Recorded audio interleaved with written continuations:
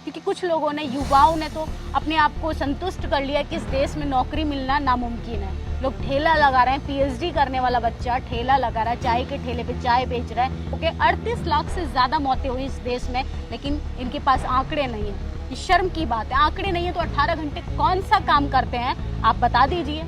Facebook Twitter पे लिखना भी बैन हो गया था कि सरकार की कोई आलोचना करेगा। ये सिर्फ इसलिए हुआ था कि भारतीय जनता पार्टी को सत्ता में आना था। अगर आलोचना होती सोशल मीडिया पे, आलोचना होती जनता के द्वारा, तो ये सत्ता में कैसे आते। तो आलोचना से बचने के लिए इन लोगों ने सुप्रीम कोर्ट को कैप्चर किया, तमाम अपनी कोर्ट कचहरी को कैप्चर किया, प्रशासन को कैप्चर। आपने देखा होगा 2014 में ये इस तरीके का राजद्रोह का मामला सामने लाया जाता है, क्योंकि बीजेपी को सत्ता में आना था।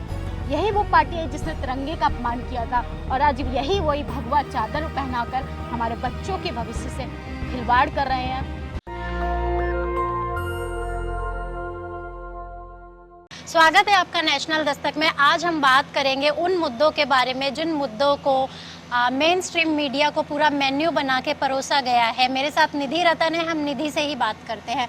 निधि, स्वागत है नेशनल दस्तक में। Thank you ma'am. और निधि, आज मैं आपसे जो बात करना चाहूँगी कि जो मेन स्ट्रीम मीडिया है, जिनको मेन्यू दिया गया है सरकार की तरफ से या नागपुर हेडक्वार्टर से कि आपको दिन भर अपना ये चीज़ें चलानी है, उन मुद्दों को आगे रखना है जिनका जनता से कोई सरोकार नहीं है। चाहे वो ताजमहल की याचिका हो, चाहे ज्ञानव्यापी मस्जिद का सर्वे हो, चाहे कुतुब मीनार में हनुमान चालीसा हो, चाहे शाही मस्जिद का मामला हो। तो आप इन सारे मुद्दों को किस तरीके से देखती हैं जो मेन स्ट्रीम मीडिया इसका प्रचार प्रसार करने में लगा हुआ है? मैम, पहले तो हमेशा की तरह बहुत बहुत शुक्रिया कि आप तमाम मुद्दों पे मुझे एज अ गेस्ट प्रमोट करती हैं चैनल पे।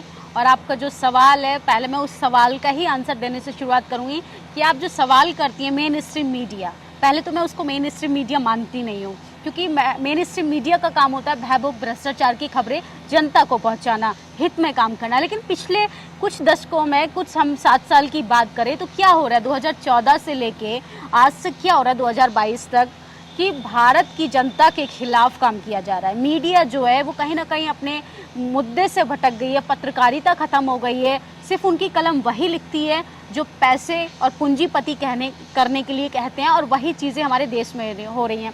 और आपने तमाम उन हिस्टोरिकल प्लेसेस की बात की, जैसे ताजमहल की बात की, कुतुब मीनार की बात की। कुतुब मीनार पे जिस तरीके से हनुमान चालीसा पढ़कर लोग हिंदू मुसलमान दंगे को भड़काने की कोशिश कर रहे हैं, धार्मिक उन्माद फैलाने की कोशिश कर रहे हैं। इस सोसाइटी में सामाजिक रूप से जो लोग शांतिपूर्ण अपना जीवन व्यतीत कर रहे हैं, उनके बीच में जाके उथल पुथल करने का काम जो है अभी मेन स्ट्रीम मीडिया कर रही है, क्योंकि सरकार कहीं ना कहीं अब अपना पल्लू झाड़ चुकी है और जनता को भी सरकार की जो परिभाषा है वो समझ आने लगी है कि मंदिर का मुद्दा ठंडा हो गया, कश्मीर का मुद्दा ठंडा हो गया, जाति का मुद्दा है जो अभी जब तक बहुजन समाज के लोग एकजुट होकर संगठन, तमाम जो संगठन है सड़कों पर नहीं आएंगे तो वो कास्ट एट्रोसिटी तो ख़त्म नहीं होने वाले। लेकिन हाँ, धार्मिक मुद्दे की अगर बात करें तो भारतीय जनता पार्टी की पॉलिसी अब जनता जान चुकी है, इसलिए मेन स्ट्रीम मीडिया को, गोदी मीडिया को वो आगे कर रही है। अब जो एसी के चैम्बर में बैठने वाले जो लोग थे वो सड़कों पर आने के लिए मजबूर हो गए हैं, क्योंकि कहीं ना कहीं चैनल को नंबर 1 बनना है, और वो नंबर 1 कोई अच्छी बातें कर नहीं बनेंगे, वो संवैधानिक तौर पे जनता के राइट्स पे बात कर नहीं बनेंगे। वो बात हिंदू मुसलमान की होगी, तभी उनकी टीआरपी बढ़ेगी। अंजना ओम कश्यप जिस तरीके से बुलडोजर पर चढ़कर रिपोर्टिंग करते हैं, ये पत्रकारिता के लिए शर्मनाक बात है, ये पत्रकार के लक्षण ही नहीं है। वो जिस तरीके से बर्लिन गए, जर्मनी में पूछती हैं कि नमस्ते प्राइम मिनिस्टर, आपका जो भी पर्सनल रिश्ता है नरेंद्र मोदी जी के साथ, अंजना ओम कश्यप का, आप उसको कैमरे के पीछे रखिए ना, उन मुद्दों पे बात कीजिए जिससे जनता तकलीफ़ों में परेशान होकर उनको उससे जूझ रही है। तमाम तरीके के आपने देखा होगा कोरोना में तमाम लाशें तैरती गई, तमाम उन चीज़ों पे। और मुझे हंसी आती है उन लोगों पर जो व्हाट्सएप यूनिवर्सिटी का कॉन्सेप्ट पढ़कर जो अपना ज्ञान देते हैं। जिस तरीके से जयपुर की महारानी ने स्टेटमेंट दिया है कि ताजमहल की जगह हम लोगों के स्कूल हुआ करते थे, हम लोगों ने ज़मीन के पेपर से हमारे पास। भारतीय जनता पार्टी क्या इतनी घटिया हरकत पर आ गई है कि हिस्टोरिकल प्लेसेस को, मोहब्बत की जो निशानी है, अब उसको टारगेट कर रही है अपने राजनीतिक एजेंडे के लिए। सोचिए, टूरिस्ट प्लेस माना जाता है भारत को, राजस्थान को बर्बाद कर दिया एक तरीके से। श्रीलंका जिस तरीके से टूरिस्ट प्लेस था, वहाँ पे पर्यटक लगातार आते थे, वो सिर्फ पूरा टूरिस्ट पे चलता था। आज वहाँ की हालत क्या है? लेकिन भारत की स्थिति श्रीलंका से भी ज़्यादा खराब होने वाली है, बदतर होने वाली है, क्योंकि यहाँ पर कहीं ना कहीं लोगों के जो दिमाग में जो अफीम बिठाई जा रही है, धार्मिक अफीम, वो बहुत ज़्यादा खतरनाक है। क्योंकि धर्म की जो हानि होती है वो इस देश को भी खा जाती है, इस देश में जो मानवता पनप रही है उसको भी खा जा रही है। तो और वही भारतीय जनता पार्टी चाह रही है। करेंसी का स्तर गिर गया है, हमारे प्रधानमंत्री का स्तर गिर गया है, भ्रष्टाचार हो गया है, बेरोजगारी बढ़ गई है, बलात्कार हो रहा है, बच्चों के भविष्य की भी तो बात ही करना छोड़ दीजिए। क्योंकि कुछ लोगों ने, युवाओं ने तो अपने आप को संतुष्ट कर लिया कि इस देश में नौकरी मिलना नामुमकिन है। लोग ठेला लगा रहे हैं, पीएचडी करने वाला बच्चा ठेला लगा रहा है, चाय के ठेले पे चाय बेच रहा है। ये शर्म की बात है। और हमारे प्रधानमंत्री कैसे प्राउडली लोगों से संवाद करते हैं, कैसे वो स्टूडेंट से, उन्होंने, आपने देखा होगा कि विद्यार्थियों को वो संबोधित करते हैं, किस बेस पे करते हैं, उनके जहन में क्या बातें आती होंगी जब वो संबोधित करते होंगे। क्योंकि उन्हीं के भविष्य से खिलवाड़ हो रहा है। अब धर्म परोस रहे हैं, धर्म की राजनीति परोस रहे हैं। अब बच्चों को क्या सिखा रहे हैं, अब कैसे उज्जवल भविष्य की कल्पना कर सकते हैं। कहीं ना कहीं इस देश के लिए बहुत ज़्यादा शर्मनाक है। और मुझे एक ही बात बोलते हुए बहुत ज़्यादा दुख होता है कि अगर इस देश की मीडिया सही काम करे ना, तो मैम इस सरकार की इतनी औकात नहीं है कि इस देश की जनता के भविष्य से वो खेल जाए। इस देश में लाखों लाशें गंगा में बहती हुई हमें दिख जाए। लेकिन तमाम तरीके की चीज़ें, अल जज़ीरा की जो रिपोर्टर थी, मशहूर एंकर, वो अभी रिपोर्टिंग के दौरान मर गए। आप अल जज़ीरा चैनल को देखेंगे ना तो लगेगा हम पत्रकारिता से अभी कितने पीछे हैं, कितने कई दशकों लग जाएंगे हमें अल जज़ीरा जैसे चैनल बनने में। लेकिन मेन स्ट्रीम मीडिया उसको चाटुकारिता करने से फुर्सत नहीं है, गुणगान करने से फुर्सत नहीं है। और ये भी ज़्यादा दिन नहीं चलेगा। 2024 में अगर बीजेपी आती है तो शायद इनका जो कल्चर है, जो आजकल गोदी मीडिया का कॉन्सेप्ट, जो कल्चर ही बोलेंगे इस तरीके को, हर चीज़ का एक टाइम पीरियड होता है। हिटलर का एम्पायर था, वो भी ख़त्म हो गया। लेकिन आज जर्मनी में लोग ज़्यादा जागरूक थे, अपने अधिकारों के प्रति सचेत थे, इसलिए वहाँ पे हिटलर का नाम भी लेना बैन है। वही नरेंद्र मोदी चाहते हैं कि हिटलर की तरह मैं इतिहास में अमर रहूं। लेकिन आपको ये भी तय करना पड़ेगा कि आप कुकर्म करके फेमस होना चाहते हैं, कुकर्म करके इतिहास में जाना चाहते हैं, कुकर्म करके तमाम लोगों की मौत के जिम्मेदार होकर 38 लाख से ज़्यादा मौतें हुई इस देश में। लेकिन इनके पास आंकड़े नहीं है। ये शर्म की बात है। आंकड़े नहीं है तो 18 घंटे कौन सा काम करते हैं आप बता दीजिए। लेकिन बोलने की आज़ादी भी हमसे छीनी जा चुकी है। आप देखेंगे किस तरीके से सुप्रीम कोर्ट का बयान आता है और तमाम लोग बोलने की आज़ादी को ही लेके जेल की सलाखों के पीछे चले गए। मैं कब तक आपके सामने बोल रही हूँ ये भी शायद नहीं मुझे पता। निधि, जो सुप्रीम कोर्ट का स्टे आया है सेडिक्शन एक्ट को लेके, राजद्रोह की जो धारा थी 124 है, उस पे उन्होंने स्टे लगाया है। किसान आंदोलन के दौरान उन पे आरोप लगे कि वो आंदोलनजीवी, परजीवी और खालिस्तानी हैं, आतंकवादी हैं। कहीं ना कहीं अगर आप सत्ता से वाकिफ नहीं रखते हैं, सत्ता की हाँ में हाँ नहीं मिलाते हैं, या आप सत्ता के किसी फैसले के खिलाफ जाते हैं, या किसी आंदोलन के रूप में आप सामने आते हैं, तो राजद्रोह का मुकदमा आपके ऊपर लग जाता है। लेकिन कहीं ना कहीं सुप्रीम कोर्ट का ऐतिहासिक फैसला जो आया, आपको क्या लगता है कि अब कुछ लोग, चाहे वो हमारे आरक्षण को लेके हो, बहुजन समाज के फंडामेंटल राइट्स को लेके हो, या फिर शिक्षा को लेके हो, या प्राइवेटाइजेशन को लेके हो, निजीकरण को लेके हो, या किसानों का जो आंदोलन था, क्या एक उम्मीद जगी है कि इस तरह के आंदोलन दोबारा खड़े हो सकते हैं? और खासकर मैं आरक्षण के बारे में आपसे जानना चाहूँगी। जिस तरीके से, पहले तो सुप्रीम कोर्ट का बहुत शुक्रगुजार होना चाहिए मुझे एक नागरिक के तौर पे, एक पत्रकार के तौर पे, कि मैं अब सुप्रीम कोर्ट पर भी सवाल खड़ा कर सकती हूँ, अब मैं प्राइम मिनिस्टर पे भी सवाल खड़ा कर सकती हूँ, अब मैं इस देश की डेमोक्रेसी पे बात कर सकती हूँ, इस देश के फंडामेंटल राइट्स पे बात कर सकती हूँ, और मैं अपनी आज़ादी पे बात कर सकती हूँ।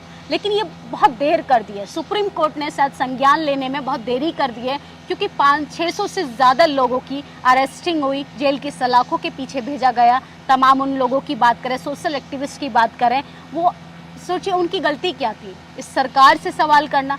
आप यकीन नहीं करेंगे कि फेसबुक, ट्विटर पे लिखना भी बैन हो गया था कि सरकार की कोई आलोचना करेगा। ये सिर्फ इसलिए हुआ था कि भारतीय जनता पार्टी को सत्ता में आना था। अगर आलोचना होती सोशल मीडिया पे, आलोचना होती जनता के द्वारा, तो ये सत्ता में कैसे आते हैं। तो आलोचना से बचने के लिए इन लोगों ने सुप्रीम कोर्ट को कैप्चर किया, तमाम अपनी कोर्ट कचहरी को कैप्चर किया, प्रशासन को कैप्चर किया। जिस तरीके से उत्तर प्रदेश, राजस्थान, मध्य प्रदेश, तमाम इन प्रशासन व्यवस्थाओं की बात करें, सबसे ज़्यादा क्राइम पे नंबर 1 इस स्टेट है ये। सोचिए हमारी सरकार सिर्फ अपनी आलोचना से बचने के लिए इस तरीके की चीज़ें करती है। लेकिन बहुत खुशी की बात है कि हमारे देश की शायद कोर्ट को ये एहसास हो रहा है, हमारे देश की जस्टिस को ये एहसास हो रहा है कि इस देश में फंडामेंटल राइट्स का जिंदा रहना ज़रूरी है, इस देश में डेमोक्रेसी पे बात करना ज़रूरी है। और ये भी हो सकता है कि सुप्रीम कोर्ट ने शायद ये अपनी विश्वसनीय जो लोगों के प्रति ख़त्म हो रही थी, शायद उसको बरकरार रखने के लिए इस तरीके का स्टेटमेंट जारी किया है। उन्होंने तो कह दिया कि अब देशद्रोह का मामले में कोई अरेस्ट नहीं होगा, लेकिन उस पर बात कौन करेगा जो ऑलरेडी अरेस्ट हो चुके हैं।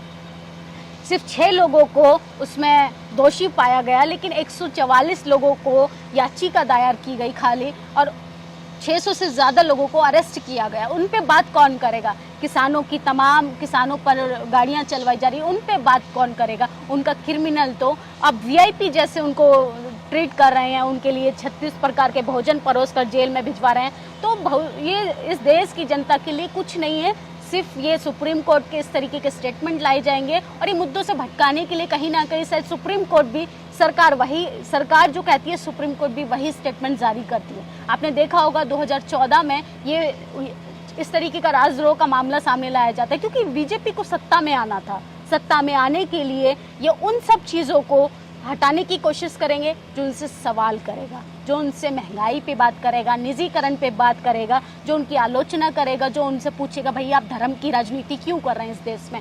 और ये सुप्रीम कोर्ट का फैसले से मैं बहुत खुश हूँ, क्योंकि बीजेपी की हार कहीं ना कहीं मुझे दिखती नज़र आ रही है। क्योंकि जब इस तरीके की चीज़ें होंगी, हमारे फंडामेंटल राइट सुरक्षित रहेंगे, हमें बोलने की आज़ादी रहेगी, तो शायद इस देश में 2024 में हम अपने बच्चों के लिए बेहतर भविष्य चुन पाएँ। क्यों अनिश्चित काल के लिए एमसीडी चुनाव को स्थगित किया जाता है, क्यों पोस्टपोन कर दिया जाता है? कहीं ना कहीं बीजेपी को भी पता है कि हमने कोई काम नहीं किया है, हमें अपनी हार वो अपनी हार एक्सेप्ट नहीं कर पा रहे हैं। मोदी जी अपनी आलोचना से डरते हैं। जो लोग जिस प्लेटफॉर्म पे आलोचना करेंगे वही प्लेटफॉर्म वो ख़त्म कर दे रहे हैं। वो तमाम यूट्यूब चैनल्स बंद कर दिए, और नेशनल दस्तक भी तमाम ईडी का छापा आता है, रेड इस तरीके की चीज़ें, मतलब मेंटल प्रेशर दिया जा रहा है कि हम कब चुप होंगे। लेकिन हम चुप होकर क्या करेंगे, क्योंकि मरने से अच्छा है कि आप बोलकर मरे जाए। तो सुप्रीम कोर्ट के फैसले से मैं बहुत खुश हूँ एज अ जर्नलिस्ट, और जिस तरीके से जनता परेशानी से जूझ रही है, शायद उनके हित में एक आने वाले भविष्य में शायद ये उम्मीद की किरण है कि भारतीय जनता पार्टी का अंत आने वाला है। क्योंकि झूठ के ऊपर जो सत्ता लाई जाती है वो ज़्यादा दिन तक नहीं टिकती है, और कुर्सी के लिए जो की गई राजनीति, कुर्सी के लिए जो तमाम लोगों की ली गई जाने हैं, आखिर उसका भी तो जवाब देना पड़ेगा भारतीय जनता पार्टी को। और मेरा मोदी जी से सवाल नहीं होता, पूरी भारतीय जनता पार्टी से होता है, आरएसएस से होता है, जो संविधान को नहीं मानती है, संविधान के खिलाफ काम करती है। यही वो पार्टी है जिसने तिरंगे का अपमान किया था, और आज यही वही भगवा चादर पहनाकर हमारे बच्चों के भविष्य से खिलवाड़ कर रहे हैं, इस देश की डेमोक्रेसी से खिलवाड़ कर रहे हैं। इस देश में कॉन्स्टिट्यूशन को ख़त्म किया जा रहा है, सेंट्रल विस्टा बनता है, लेकिन जो ऑलरेडी संसद बना हुआ है उसमें इम्प्लीमेंट नहीं होता संविधान पूरे तरीके से। लेकिन नया संविधान बनेगा, नया कॉन्स्टिट्यूशन बनेगा, इस देश में नई डेमोक्रेसी लाई जाएगी। डेमोक्रेसी जैसा कुछ होगा नहीं।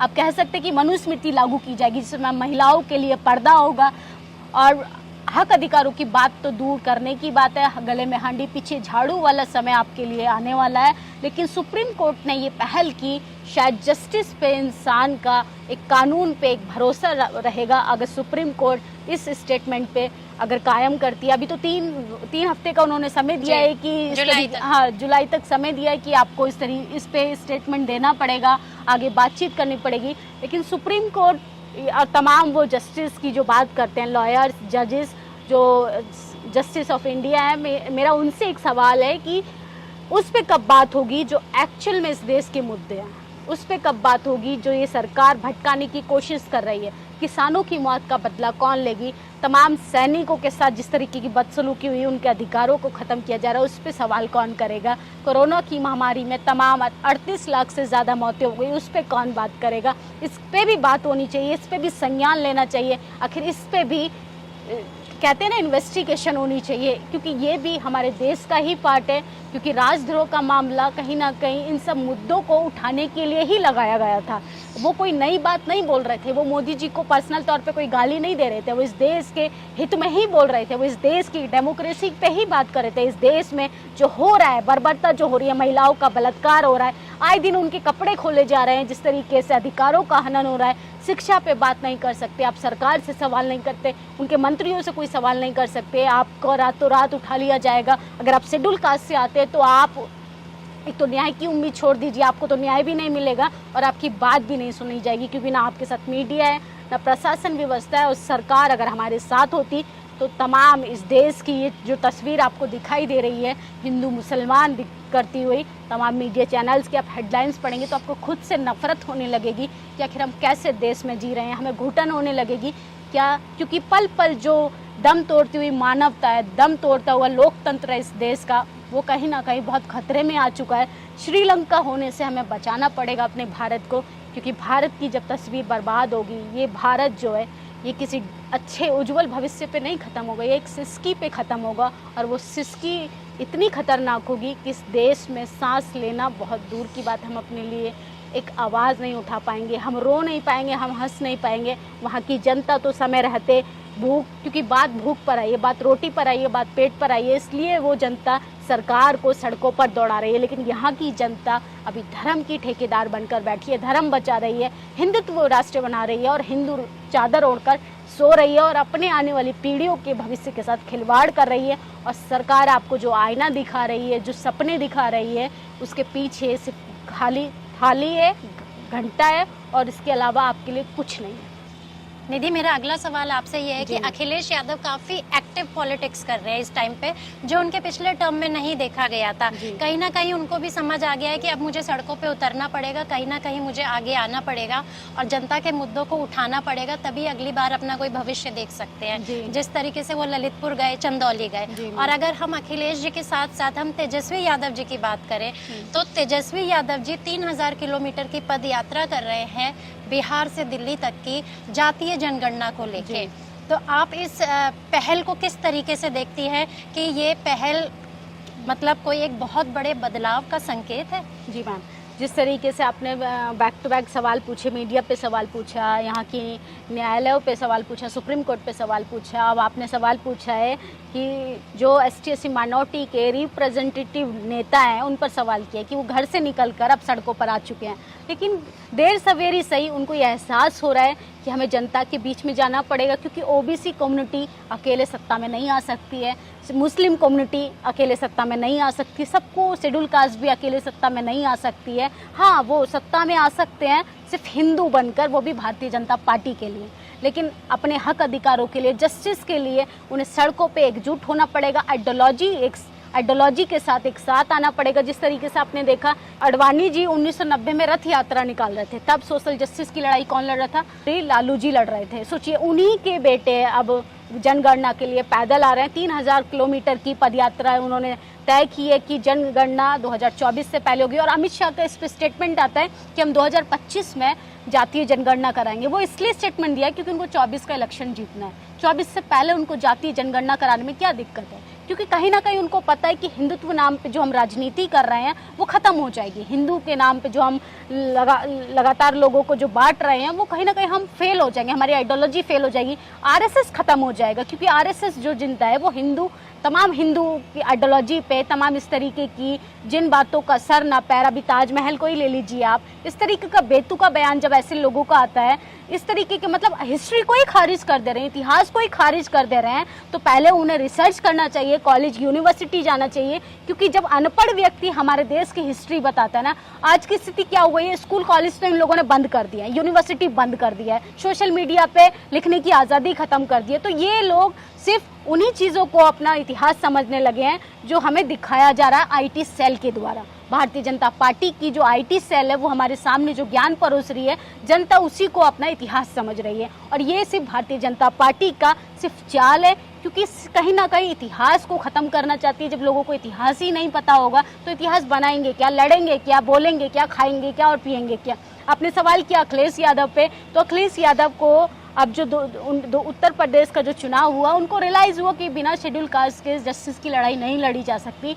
लेकिन ये एक अच्छा संकेत कि बहुजन समाज के लोगों में, बहुजन समाज के नेताओं में जागरूकता बढ़ रही है। फिर से एकजुट होने के लिए तेजस्वी यादव हों, अखिलेश यादव हों, स्टालिन की बात करें, स्टालिन को हिंदी पट्टी बेल्ट की बात करें तो वो कोई नहीं जानता। लेकिन अभी सबसे ज़्यादा अगर कोई सोशल जस्टिस पे काम कर रहा है, सबसे ज़्यादा मानव अधिकारों पे काम कर रहा है, तो एम.के. स्टालिन कर रहे हैं। और एम.के. स्टालिन के बारे में आप लोगों को जानना चाहिए, पढ़ना चाहिए कि एम.के. स्टालिन जैसे जब सीएम हमारे लिए खड़े होंगे तो कहीं ना कहीं हम अपने आप को उन चीज़ों में देख पाएंगे। शायद हमारे बच्चे ही राष्ट्रपति बन पाए, हमारे देश से ही शायद कोई इंदिरा गांधी निकले, हमारे देश से ही शायद कोई मायावती निकले, हमारे देश से ही शायद कोई डॉक्टर अंबेडकर निकले, हमारे देश का बच्चा ही कोई सावित्रीबाई फुले, ज्योतिबा फुले, तमाम उन बहुजन आइकॉन्स की बात करें जिन्होंने सच्चाई के लिए, मानव अधिकारों के लिए, हक अधिकारों के लिए अपनी जानें कुर्बानी दे दी।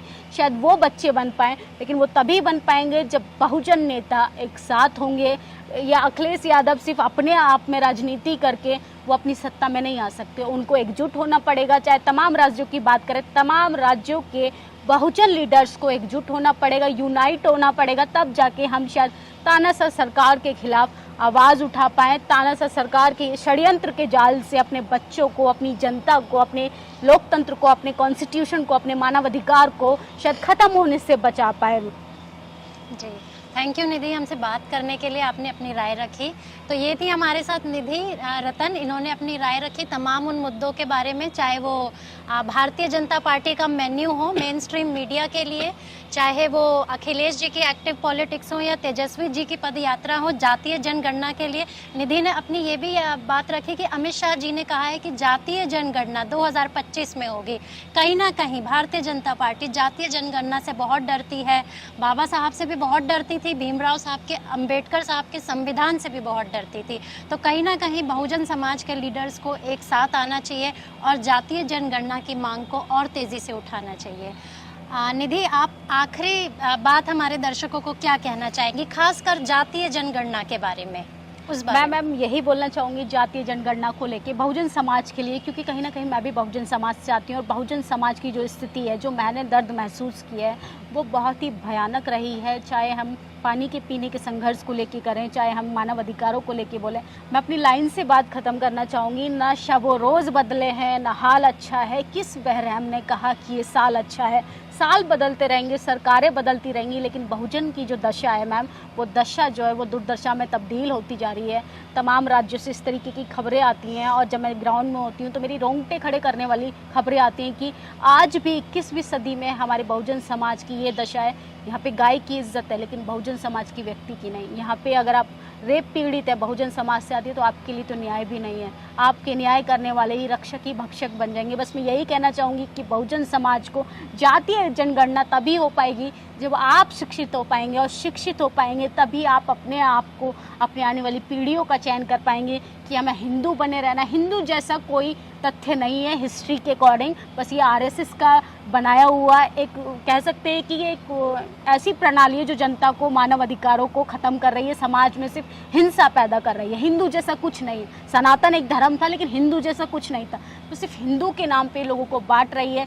जातीय जनगणना के लिए आप तेजस्वी यादव का हौसला बढ़ाइए, तमाम ऐसे बहुजन लीडर्स का जो तमाम सड़कों पर उतरे हैं, देर सवेरी सही, लेकिन आपको एकजुट होना पड़ेगा और अपने लिए उन नेताओं का मनोबल बढ़ाना पड़ेगा जो आपके हक अधिकारों की बात कर रहे हैं। क्योंकि जिस तरीके से बिहार में लालू जी ने संघर्ष किया, यूपी में मुलायम सिंह ने संघर्ष किया, मान्यवर काशीराम जी ने संघर्ष किया, डॉक्टर बी.आर. अम्बेडकर ने संघर्ष किया, कहीं ना कहीं उनकी आइडियोलॉजी को ख़त्म करने से हमें बचाना पड़ेगा। तभी जातीय जनगणना का कुछ फ़ायदा होगा और तभी शायद हम तानाशाह सरकार से, पूंजीवादी सरकार से हम अपने बच्चों को बचा पाएँ। बस यही कहूँगी कि शिक्षा को अपना हथियार बनाइए, क्योंकि डॉक्टर बी.आर. अम्बेडकर ने कहा है कि शिक्षा एक ऐसा शेरनी का दूध है जो पिएगा वही दहाड़ेगा। तो एजुकेशन, मेरा बहुजन समाज के लिए सबसे ज़्यादा जोर रहता है कि आप एजुकेशन के प्रति सचेत रहिए, और आप पे बैक टू सोसाइटी करना चाहते हैं तो आप फ्री एजुकेशन दीजिए आस पड़ोस के बच्चों को।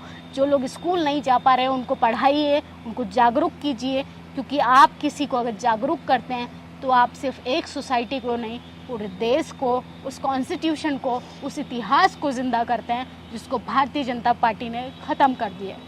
थैंक यू निधि, हमसे बात करने के लिए। ये थी निधि रतन, जिन्होंने अपनी राय रखी तमाम उन मुद्दों को लेकर जो मेन स्ट्रीम मीडिया जिन मुद्दों के बारे में बात नहीं करना चाहता है और जिन मुद्दों को परोसा जा रहा है उसका जनता से कोई सरोकार नहीं है। निधि ने बात रखी राजद्रोह के कानून के बारे में भी, और कहीं ना कहीं अखिलेश यादव और तेजस्वी यादव जी की एक्टिव पॉलिटिक्स के बारे में, जातीय जनगणना को लेकर जिससे भारतीय जनता पार्टी को बहुत डर लगता है।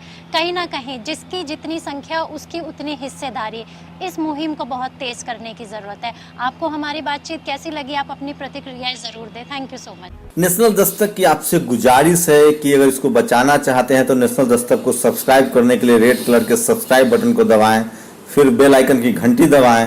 नेशनल दस्तक को बचाने के लिए बहुत ज़रूरी है कि हर खबर को शेयर करें, लाइक करें, कमेंट जरूर करें।